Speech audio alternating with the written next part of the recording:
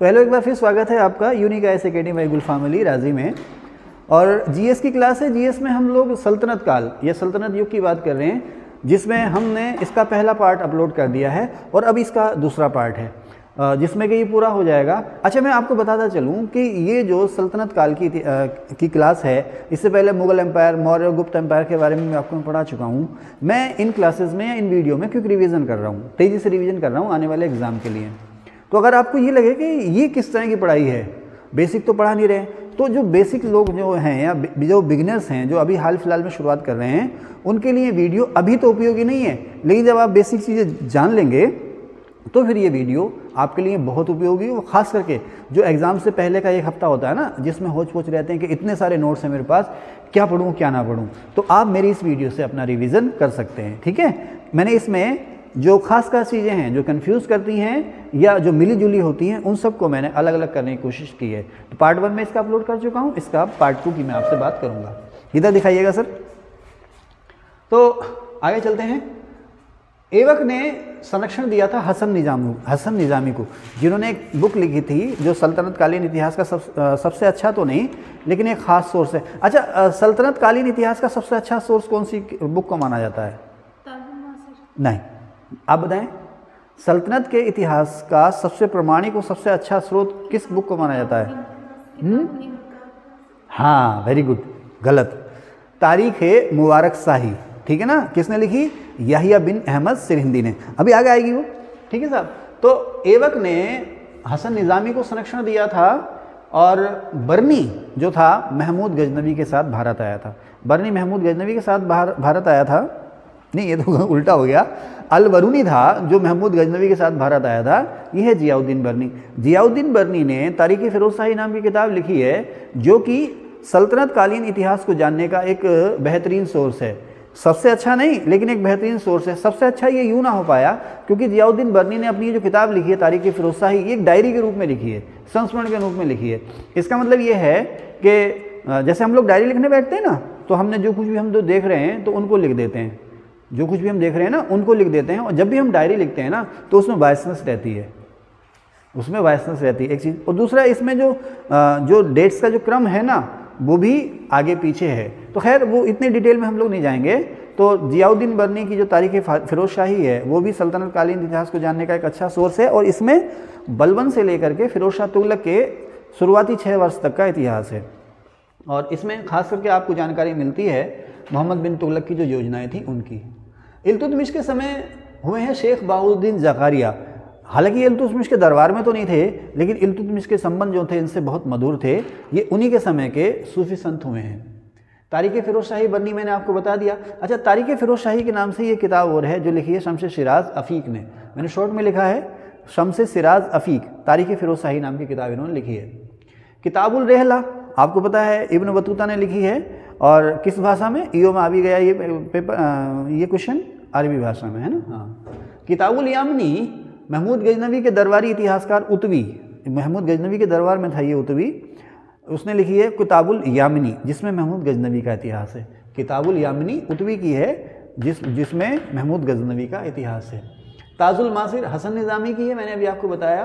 तारीख़ मुबारक शाही याहिया बिन अहमद सिरहिंदी की है, जो सल्तनत कालीन इतिहास को जानने का सबसे बेहतरीन सोर्स है। गीत गोविंद इमरान जी किसकी है? गीत गोविंद के लेखक कौन है आप बताएं? जयदेव। राधा कृष्ण लीला पर आधारित ये काव्य है गीत गोविंद, जयदेव का है। मिताक्षरा विज्ञानेश्वर ने लिखी है। मिताक्षरा जो है विज्ञानेश्वर ने लिखी है। किस स्मृति पर टीका है ये? याज्ञवल्क्य की स्मृति पर, है ना। हाँ, दाय भाग जीमूत वाहन की है आलाखंड जगनक और पृथ्वीराज दासु। पृथ्वीराज दासु जो है वो पृथ्वीराज चौहान के जो वीर गाथाएं हैं उनका वर्णन है, वो किसने लिखी है? चंद्रवरदाई ने। ठीक है, नेक्स्ट एकदम से कूदते हैं हम लोग। कुतुब मीनार 5 मंजिला इमारत है, ये 73 मीटर ऊंची है। आप इधर देख लें, आपको लिखने की ज़रूरत नहीं पड़ेगी, आप इसका स्क्रीनशॉट ले लेना और जो चीज़ें खास होंगी वो बाद में वीडियो को देख के लिख लेना, आप यकीन मानो, ठीक है ना। बहुत सी चीज़ें आपको इसी में याद हो जाएंगी। आप कोई भी लोग मत लिखो, ध्यान से इधर को सुनो। आप लोग जो मेरी वीडियो देख रहे हैं ना, आप भी ध्यान से सुने, स्क्रीनशॉट लें और उसके बाद जो फिर अलग चीज़ें आपको लगें उनको लिखना है, ठीक है। मैं टॉपिक से भटक नहीं रहा हूँ, यहीं रहूँगा मैं।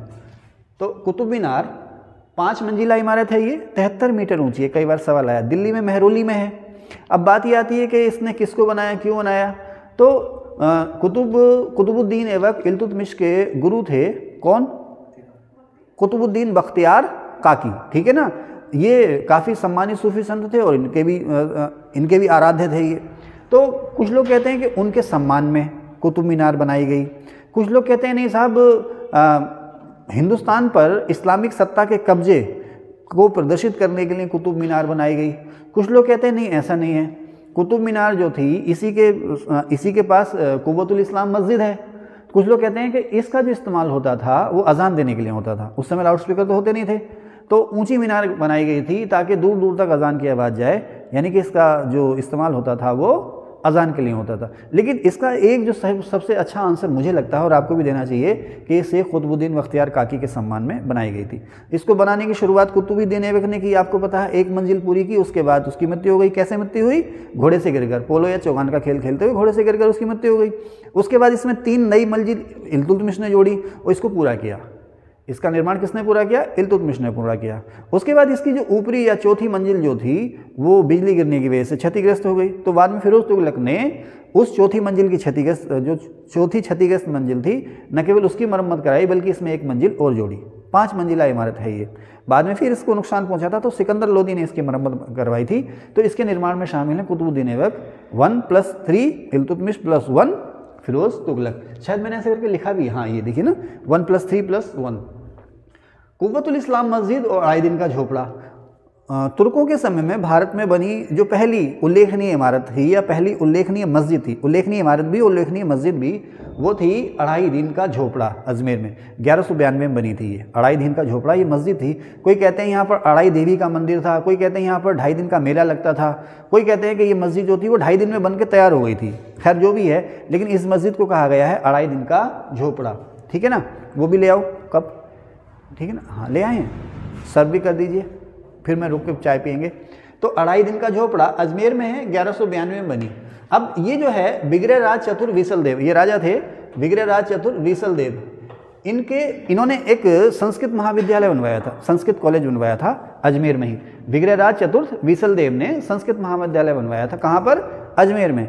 इसको तोड़ करके ये मस्जिद बनी थी, कौन सी, अढ़ाई दिन का झोपड़ा, 1192 में कुतुबुद्दीन ऐबक ने बनवाई थी।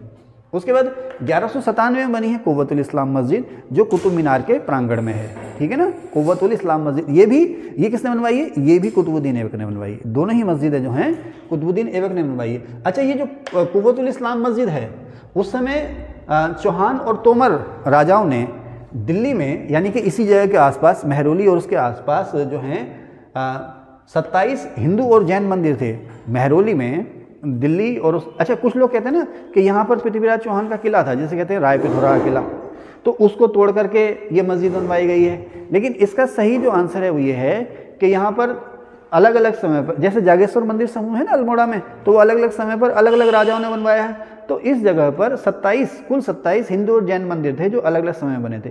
इनको तोड़ करके इनकी जो सामग्री थी उसका इस्तेमाल किया गया कुव्वतुल इस्लाम मस्जिद को बनाने में, ठीक है ना साहब। चलें आगे, तो एक टी ब्रेक ले लेते हैं।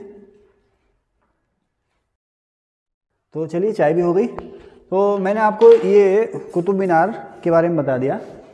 अच्छा, अब आगे चलते हैं और आगे ये करते हैं कि सवाल आता है मेहराब। मेहराब आप जानते हो, दरवाज़ा जो मेहराब नुमा होता था, है ना। तो सवाल आता है कि सल्तनत काल में सबसे बेहतरीन इमारत, सबसे बेहतरीन मेहराब, किसी भी इमारत में जो सबसे बेहतरीन मेहराब बनी है और जो सबसे शुद्ध का मतलब जो इस्लामिक या अरबिक स्टाइल में जिस तरह से मेहराब बनती थी, प्योर उस स्टाइल में, तो सबसे शुद्ध और सबसे बेहतरीन जो मेहराब है सल्तनत काल की, वो बलबन के मकबरे की है।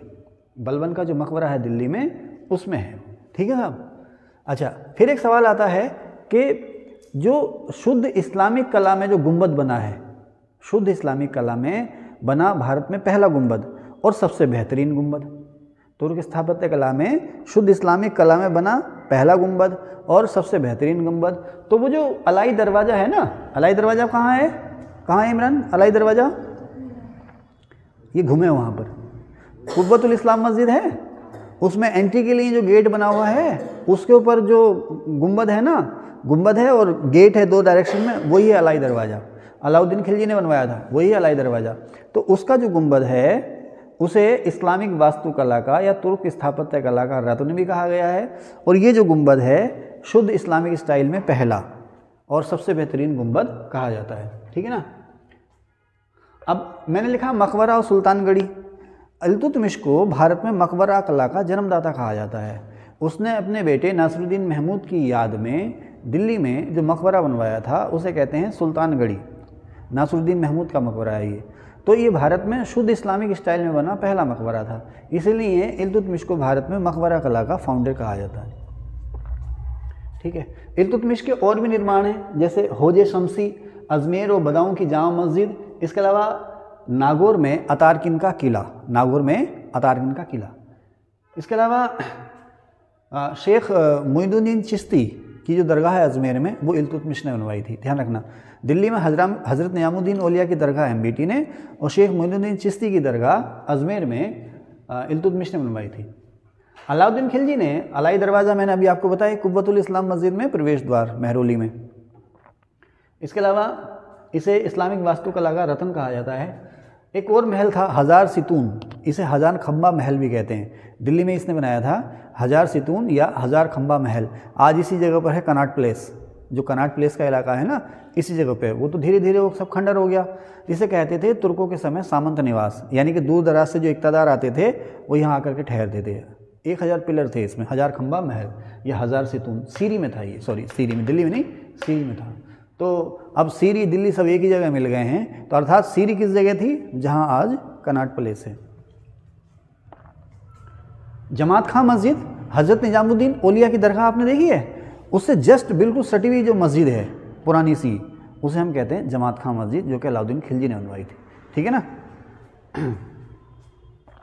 बलबन ने अपना महल बनवाया दिल्ली में, जिसे कहते हैं लाल महल। इसके अलावा इसका मकबरा भी दिल्ली में है, खुद इसी ने बनवाया था, अपने जीते जी बनवा लिया था। और इसने मंगोलों के आक्रमण से सुरक्षा के लिए उत्तर पश्चिमी सीमा पर मजबूत किले बनाए थे, उसमें बेहतरीन फौज रखी थी। गयासुद्दीन तुगलक ने दिल्ली में एक शहर बसाया था जिसका नाम था तुगलकाबाद। यहाँ पर एक मजबूत किला भी बनाया था जिसको कहते थे दुर्ग 56 कोट। आगे चलते हैं। मोहम्मद बिन तुगलक ने अपने पिता गयासुद्दीन तुगलक का मकबरा बनवाया। हज़रत निजामुद्दीन औलिया की दरगाह बनाई। अच्छा, ये जो गयासुद्दीन तुगलक का जो मकबरा है, कहते हैं कि इस पे हिंदू प्रभाव भी था, हिंदू शैली का प्रभाव भी था।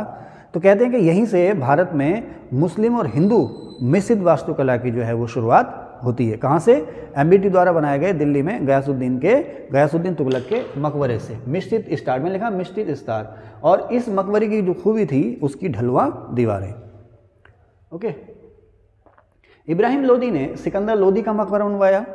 सिकंदर लोदी का बेटा था इब्राहिम लोदी।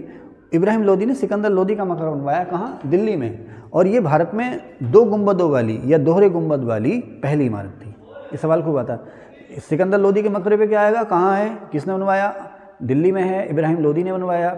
और ये भारत में उद्यान से घिरा या बाग से घिरा, चारों तरफ से बाग से घिरा या 4 पाग पद्धति पर बना पहला मकबरा है भारत में। मतलब क्या होता था, एक मकबरा, इमारत या महल कुछ भी कह लें, उसके चारों तरफ 4 रास्ते होते थे और चारों तरफ जो है उसके बाग लगा होता था।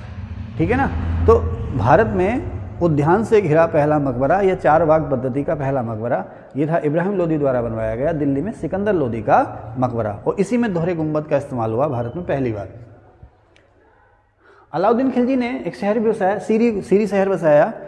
जब मंगोलों के हमले बहुत ज़्यादा होने लगे तो इसने अपनी राजधानी जो है दिल्ली के पास सीरी में ले गया था। सीरी को नौनगर भी कहते हैं। खिजराबाद इसने बसाया। चित्तौड़ का नया नाम इसने खिजराबाद दिया था।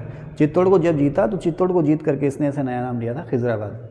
मोहम्मद बिन तुगलक ने दौलताबाद शहर, आपने को पता ही होगा, देवगिरी को नया नाम किया गया था दौलताबाद शहर बसाया। आदिलाबाद का किला इसने बनाया। इसके अलावा सबसे ज़्यादा मकान ही, अब थक गया मैं, सबसे ज़्यादा जो मकान बनाए वो फिरोज़ तुगलक ने बनाए। मकान कह दिया मैंने। सबसे ज़्यादा जो शहर बसाए वो फिरोज़ तुगलक ने बसाए। जैसे कि जौनपुर, अपने भाई जूना खां यानी कि एमबीटी की याद में जौनपुर, हरियाणा में हिसार, और इसी तरह से दिल्ली में फिरोजाबाद, यमुना किनारे दिल्ली में एक फिरोजाबाद यूपी में, ये दिल्ली का फिरोजाबाद यमुना किनारे फतेहाबाद, फिरोजपुर, एक फतेहाबाद औरंगजेब ने ही बसाया था, ध्यान है ना, जब उसने दूसरी लड़ाई जीती थी घरमंड की लड़ाई, तो उसने फतेहाबाद शहर बसाया था। तो एक फतेहाबाद फिरोज तुगलक ने ही बसा दिया। फिरोजपुर दिल्ली, फिरोजपुर ये शहर बसाए, जौनपुर, हिसार, फिरोज़ाबाद और फतेहाबाद और फिरोजपुर। इसके अलावा दिल्ली टोपरा और दिल्ली मेरठ स्तंभ लेख अशोक के जो थे, एक को टोपरा से और एक को मेरठ से उठा करके इसने कहाँ बनवा दिया था, दिल्ली में अपने द्वारा बनाए गए फिरोज शाह कोटला के किले में, जो आजकल क्या कहलाता है, अरुण जेटली स्टेडियम। ठीक है ना, आगे चलें। इसने दिल्ली में जलघड़ी और धूप घड़ी लगवाई थी, एक पानी की सहायता से, पानी और सूरज की सहायता से, एक धूप और सूरज की सहायता से समय बताती थी, जलघड़ी और धूप घड़ी। ठीक है, और इसके अलावा इसका नाम है दारुल सफ़ा, मैंने लिखा सफ़ा, दारुल सफ़ा, ये फ्री हॉस्पिटल था सर, यहाँ पर मुफ्त इलाज होता था दिल्ली में ही। और एक था लंगर, दान का लंगर इसे कहते थे, यहाँ पर 24 घंटे लंगर चलता था दिल्ली में, फिरोज तुगलक ने। अब ये जो दान का लंगर था वो शेर शाह ने भी शुरू करवाया था दिल्ली में। मकबरे की अगर बात करें तो हुमायूं का मकबरा उसकी विधवा हमीदा बानो बेगम ने बनवाया था अकबर के समय में दिल्ली में। अच्छा, हुमायूं के मकबरे की बड़ी खासियतें हैं। हुमायूं के मकबरे का जो आर्किटेक्चर है उस पर ज्यामितीय प्रभाव है ना, उस पर पहली बात उस पर ज्यामितीय प्रभाव है। आप खांस लीजिए, आराम से खांस लीजिए, कोई दिक्कत नहीं है, आप परेशान ना हो, आराम से खा लीजिए, चाहे तो वीडियो को पॉज करके खुल के खांसें, ठीक है ना, हाँ कोई दिक्कत नहीं है।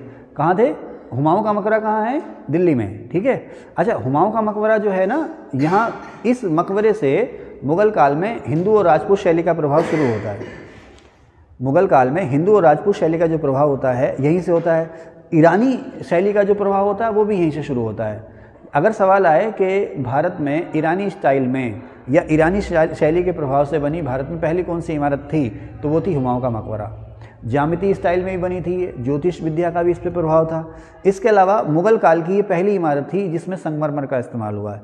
हालांकि ये लाल बलुआ पत्थर की इमारत है, लेकिन इसमें सजावट के लिए काले और सफ़ेद संगमरमर का इस्तेमाल भी हुआ है सजावट के लिए। ठीक है ना, ये इमारत लाल बलुआ पत्थर की है, लेकिन सजावट के लिए काले और लाल बलुआ पत्थर का इस्तेमाल इसमें हुआ है। समझ गए आप। अच्छा, इसमें सिंगल गुंबद है या दोहरा गुंबद है हुमायूं के मकबरे में? हुमायूं के मकबरे में दोहरा गुंबद है, ध्यान रखना। दोहरे गुंबद की पहली इमारत जो है वो है सिकंदर लोदी का मकबरा, इसमें भी दोहरे गुंबद का इस्तेमाल हुआ है। अगर मैं गलत हूँ तो आप लोग देख लेना, अगर मैं गलत हूँ तो वो इसमें मुझे क्षमा करना आप, है ना, बाकी सारी चीज़ें सही हैं। इसके अलावा ये जो हुमायूं का मकबरा है इसे कहते हैं ताज का पूर्वगामी। ताजमहल जो है इसकी नकल पे तो नहीं बना है, लेकिन ताजमहल का जो डिज़ाइन है वो लगभग इसी की तरह है।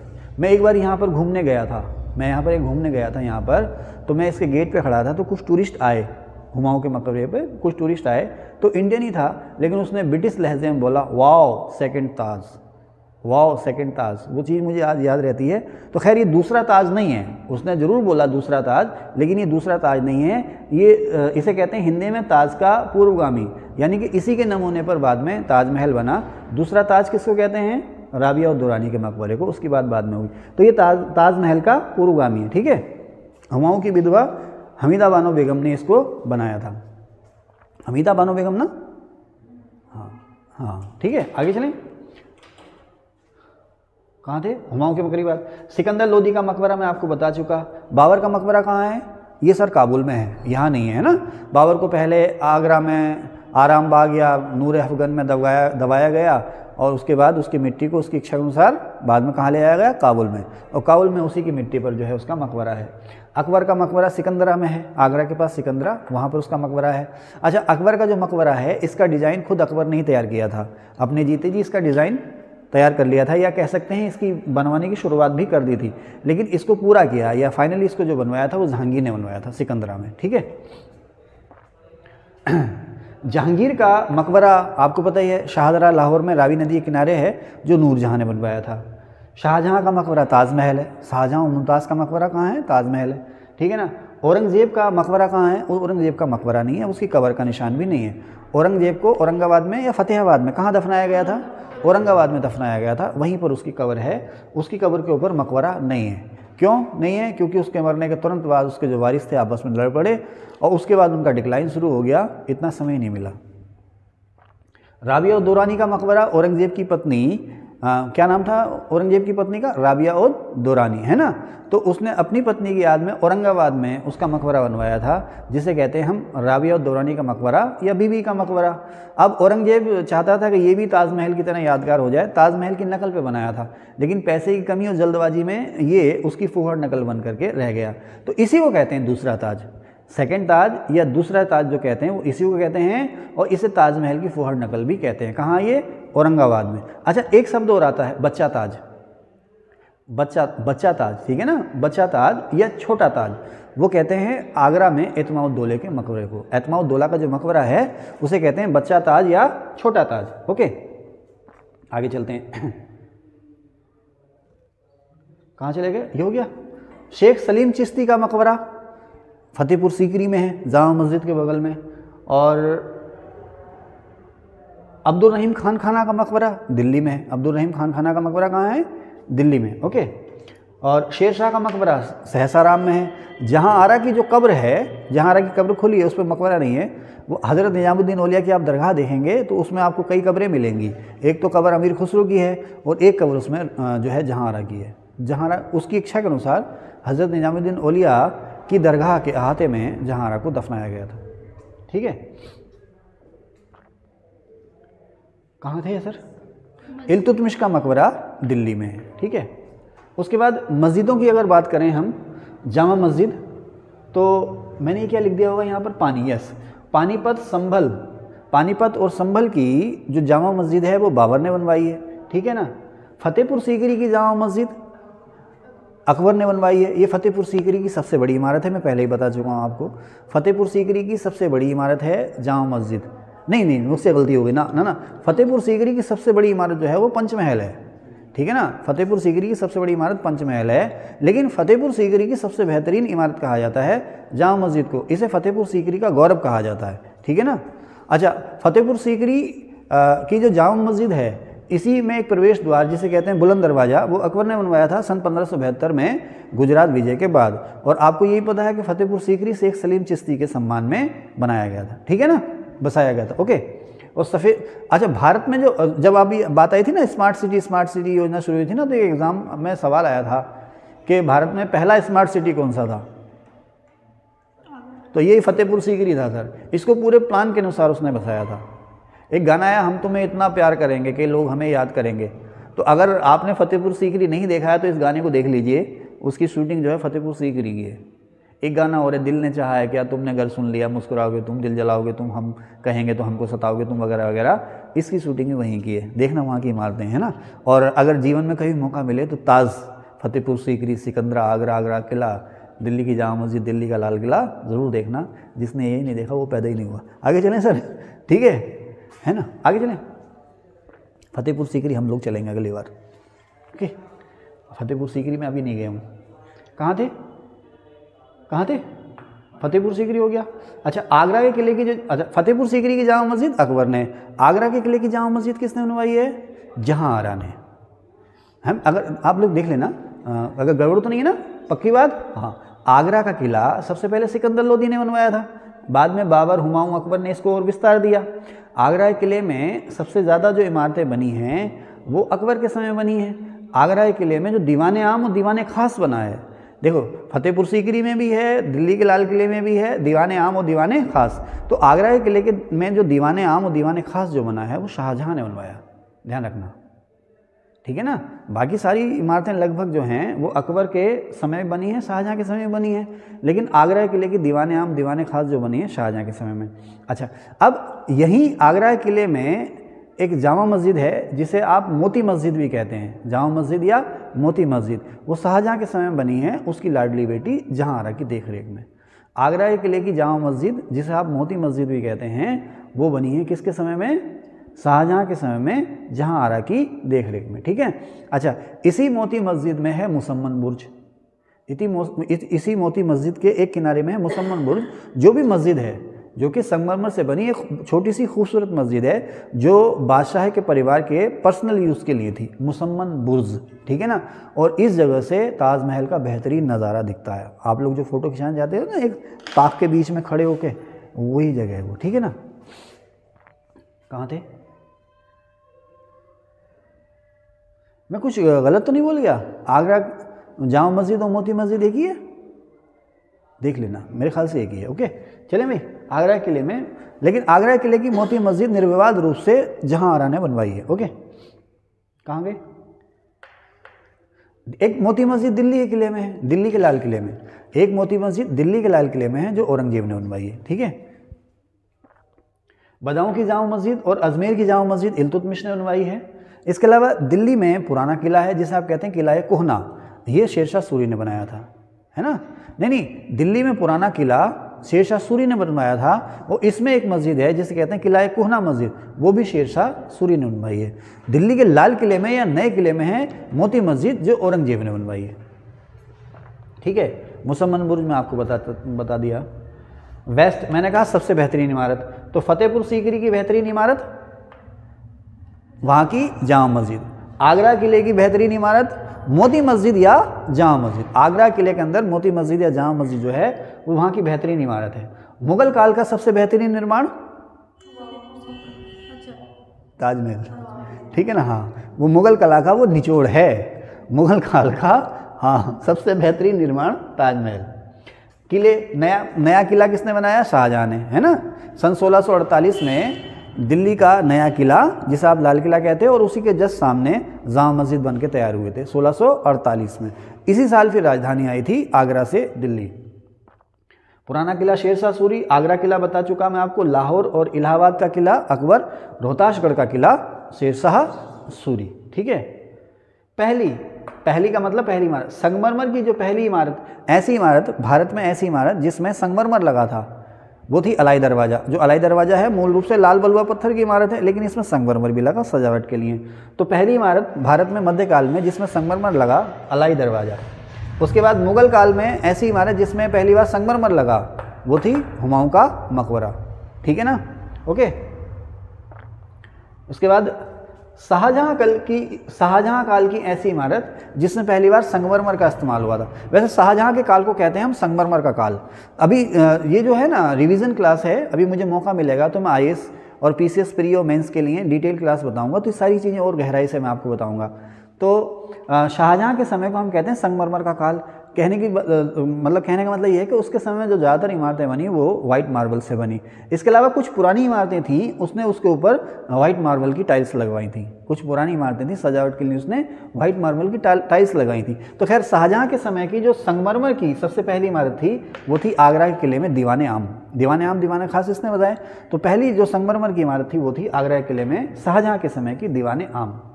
पूरी तरह से सफ़ेद संगमरमर की, पूर्ण संगमरमर की जो इमारत थी आप लोग जानते ही हो, एतमाउद्दौला का मकबरा। जहांगीर ने श्रीनगर जम्मू कश्मीर में 2 बाग लगाए थे, जिसमें एक का नाम था शालीमार बाग और दूसरे का नाम था निशात बाग। ठीक है, ताजमहल कुल 22 वर्ष में बना, 9 करोड़ रुपए इसमें खर्च हुए। फतेहपुर सीकरी की सबसे बड़ी इमारत जो है वो है जोधाबाई का। अभी मैं पंचमहल बोल गया, आई एम सॉरी, है ना? इतना फ्लो में इतनी माफ़ी तो दे देना हमको ना। तो फतेहपुर सीकरी की सबसे बड़ी इमारत जो है वो है जोधाबाई का महल। ठीक है ना? अच्छा, फतेहपुर सीकरी में ही है पंचमहल।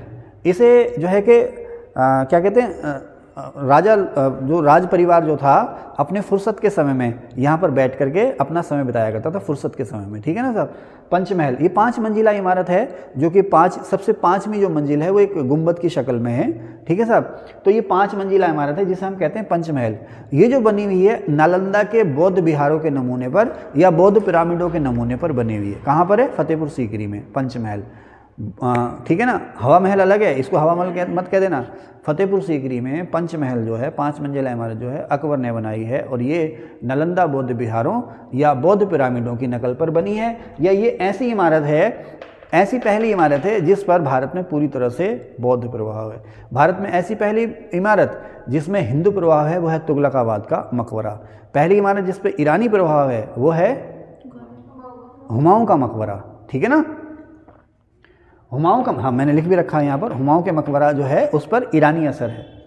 जहांगीरी महल जो है आगरा के किले में है, आप लोग देखना, हमने भी देखा है। जहांगीरी महल आगरा के किले में है, और ये जो इमारत है जहांगीरी महल, इस पर पूरी तरह से हिंदू प्रभाव है, हिंदू शैली में बनी हुई है। ये ग्वालियर के राजा मानसिंह, वही जिन्होंने संगीत महाविद्यालय बनाया था जिसमें तानसेन पढ़े थे, ग्वालियर के राजा मानसिंह के महल के नकल पर बना है ये जहांगीरी महल। ठीक है ना? अब कड़ी, यहाँ पर मैंने लिखा है कड़ी, कड़ी से याद आया है ना, चलो बनवा लेंगे किसी दिन। लेकिन यहाँ पर कड़ी का मतलब है चेन, लिंक, है ना। यहाँ पर कड़ी का मतलब है चेन या लिंक। तो कहते हैं कि लाल बलुआ पत्थर और संगमरमर के बीच की कड़ी, लाल बलुआ पत्थर और संगमरमर के बीच की कड़ी किस इमारत को कहा जाता है? लाल बलुआ पत्थर और संगमरमर के बीच की कड़ी हुमायूं के मकबरे को, है ना। हाँ, अकबर और शाहजहां के बीच की कड़ी, अकबर और शाहजहां के बीच की कड़ी हुमायूं का मकबरा, ठीक है ना, समझ गए ना। अकबर और हुमायूं के बीच की कड़ी, लाल बलुआ पत्थर और संगमरमर के बीच की कड़ी हुमायूं का मकबरा, ध्यान रखना, ठीक है। आगरा किले में दीवाने आम और दीवाने खास शाहजहां ने बनवाए। शाहजहां ने सन 1648 में दिल्ली की जामा मस्जिद और दिल्ली का लाल किला बनवाया, और इसी दिल्ली के लाल किले में होता था मयूर सिंहासन या तख्त ताऊस। डिज़ाइनर, ताजमहल का जो डिज़ाइनर या वास्तुकार कहते हैं उसको, वो था अहमद लाहौरी, उस्ताद अहमद लाहौरी, जिसे बाद में शाहजहां ने तमगा दिया था नादिरुल असर का। और इसका जो राजमिस्त्री था, जिसकी देखरेख में बना था, जिसने अपने हाथ से बनाया, राजमिस्त्री समझते हैं ना, इसका डिज़ाइनर तो जो था, आर्किटेक्ट जो था इसका, वो था उस्ताद अहमद लाहौरी, और इसका राजमिस्त्री था उस्ताद ईसा खां। और वो जो कहावत है ना कि साहब ताजमहल के जितने भी वो थे और सबके हाथ काट दिए थे, ये कर दिए, सब बेकार की बातें हैं, उनको बेहतरीन तोहफे दिए गए थे, है ना, बेहतरीन तोहफे उनको दिए गए। ये बात जरूर है कि उन पर सख्ती की गई थी, भाई यहीं रहो, भागना मत, अब ये शुरू हो गया तो बनना है, लेकिन सब बेकार की बात है कि उसके हाथ काट दिए ताकि ऐसी कोई इमारत ना बन पाए, ये सब है।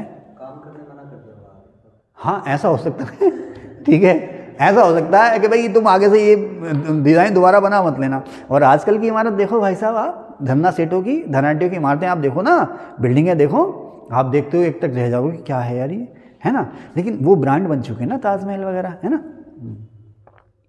वो इसलिए आश्चर्य हैं कि आज तो आपके पास सुविधाएं हैं, पैसे, उस समय देखो ना कितनी ऊंचाई पर उसने एक चारों तरफ से एक सिमिलर इमारत बनाई, सिमिलर इमारतें, सिमिलर मीनारें, सिमिलर मेहराबें, मतलब क्या दिमाग होगा और कितनी तसल्ली से वो निर्माण हुआ होगा। आजकल तो राजमिस्त्री से कहते हैं जल्दी कर यार, तू दिहाड़ी बनाने के चक्कर में टाइम खराब कर रहा है, ये कर रहा है, कितने सुकून से, मेरे ख्याल से एक एक दिन में एक एक ईंट वो लगाता होगा, बनाता होगा फिर तोड़ता होगा, बनाता होगा फिर तोड़ता होगा, है ना। हाँ खैर चलें साहब। अच्छा, हुमायूं के मकबरे का जो डिज़ाइनर था वो था मीरक मिर्ज़ा गयास बेग, ठीक है। तो इसी के साथ मैं मुग़ल काल और सल्तनत काल, मुग़ल काल के 3 वीडियो और सल्तनत काल के प्लस उसी में मुग़ल आर्किटेक्चर भी आ गया, उसके 2 वीडियो मैं अपलोड कर चुका हूँ। उम्मीद है इसमें आपको बहुत मौका मिलेगा, बहुत फ़ायदा होगा और आपको अच्छा लगा हो तो प्लीज़ इसको लाइक शेयर और सब्सक्राइब जरूर कीजिएगा। सब कुछ फ्री है। Thank you.